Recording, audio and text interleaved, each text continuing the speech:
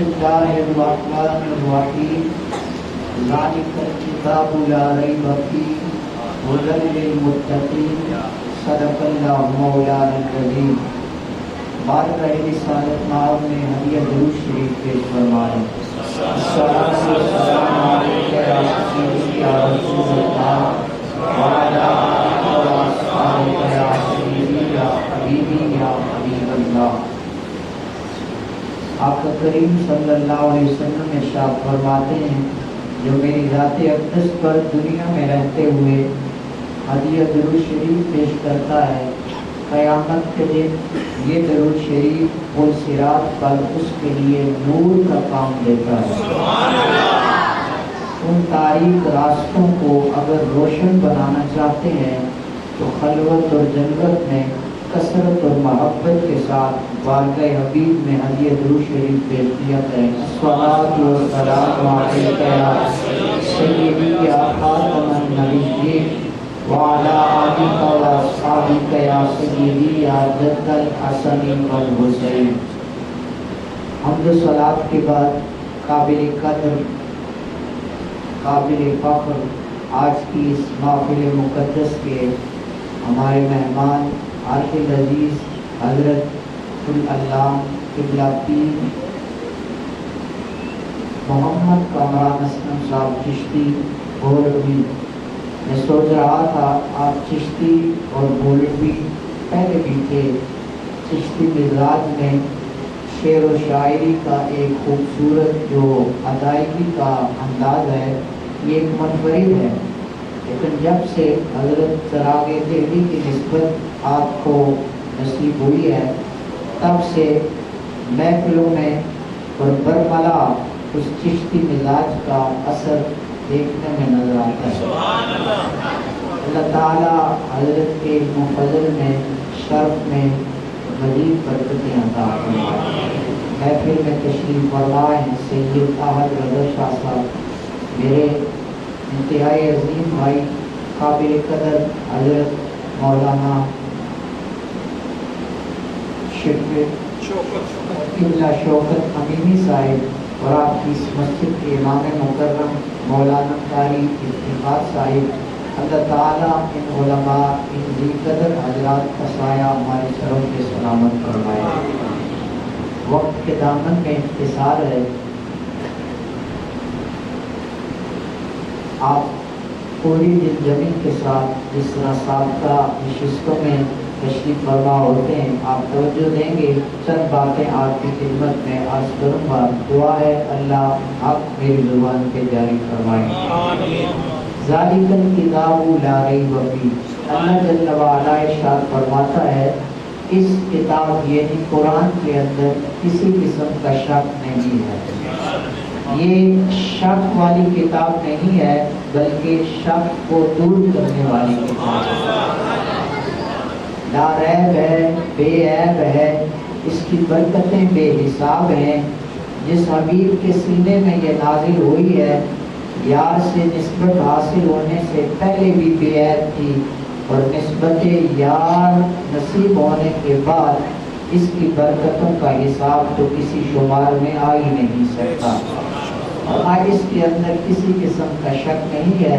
تمہیں دنیا میں کسی مرحلہ، کسی مقام، کسی جگہ میں اگر شک، تردد، ریب واقع ہو فرمایا اس کو دور کرنے کے لیے محمد عربی کا قرآن کافی بھی ہے، شافی بھی ہے اور وافی بھی ہے. سبحان اللہ، سبحان اللہ، ماشاءاللہ. قرآن مجید کے بہت سارے نام اللہ نے خود قرآن میں ذکر فرمائے.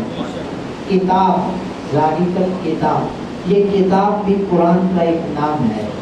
شفا بھی قرآن کا ایک نام ہے. ہدایت بھی قرآن کا ایک نام ہے. رحمت بھی قرآن کا ایک نام ہے. قصص بھی قرآن کا ایک نام ہے.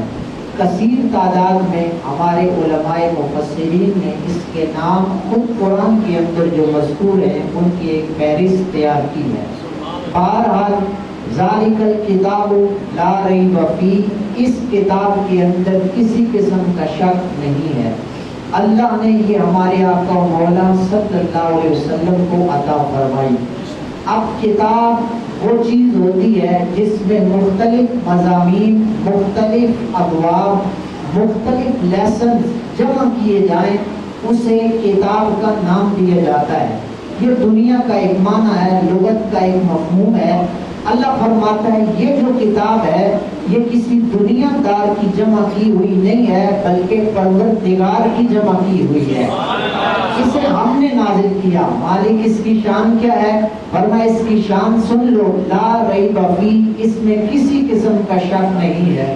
ہم نے سارے مضامین اس کے اندر رکھ دیے ہیں، دن ہو یا رات، صبح ہو یا شام، تاریخ اسلام ہو یا تاریخ انسان، تاریخ انبیاء ہو یا تاریخ فرمایا دنیا کا معاملہ ہو یا آخرت کا، قبر کا مسئلہ ہو یا حشر کا، برزخ کا معاملہ ہو یا آمنے سامنے کا، اللہ نے سارے مضامین قرآن کے سینے میں رکھ دیے ہیں۔ فرمایا بدر کے اندر صحابہ کا جانا وہ بھی قرآن میں ہے۔ قرآن کی شان سن رہے اور صاحب قرآن کی محبت سینے میں رکھ کے سن رہے۔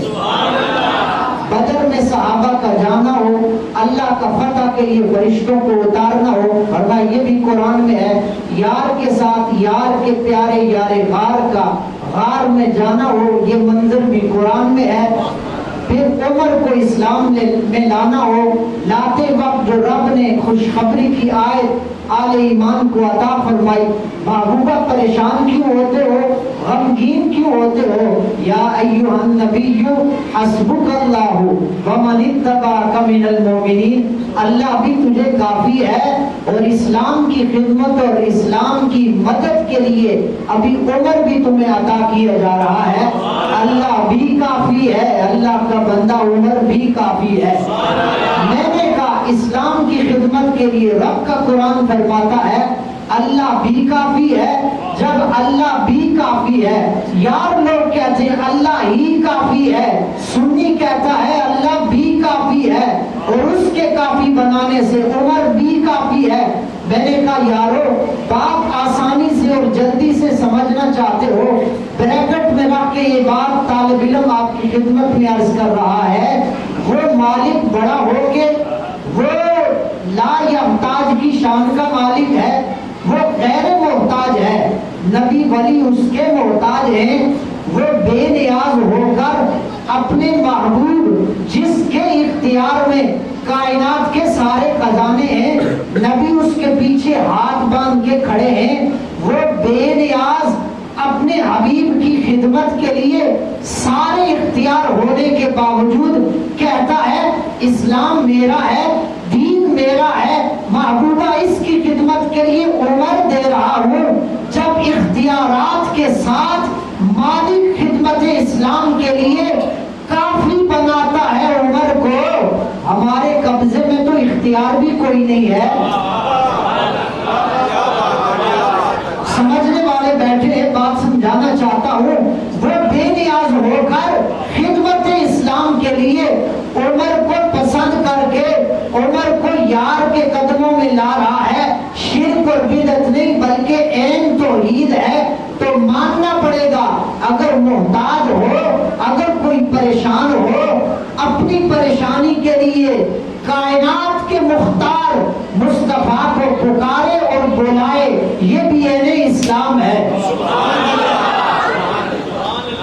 یار کے پیارے اس یار جن سے فرشتے بھی حیا کریں، جن سے قبر والے بھی حیا کریں، جن سے حشر میں بھی حیا کی جائے، جب ان کی بیعت کا معاملہ تھا قرآن نے بتا دیا 14 صدی کے فاصلے میں بیٹھنے والوں ایک درخت ہے، درخت کے نیچے مصطفیٰ کے یار ہیں، یار اپنے اصحاب سے بیعت لے رہے ہیں اور بیعت لینے کے بعد اختتام پہ کہتے ہیں آج سامنے والوں کی بیعت تو ہو گئی لیکن جو مکہ میں ہمارا سفیر بن کے گیا ہے اس کی بیعت بھی لیتے ہیں۔ کہا محبوبہ ان کی بیعت کیسے ہوگی؟ فرمایا کوئی مشکل کی بات نہیں ہے، دور و نزدیک کے سننے والے وہ کان لالے کرامت پہ لاکھوں سلام۔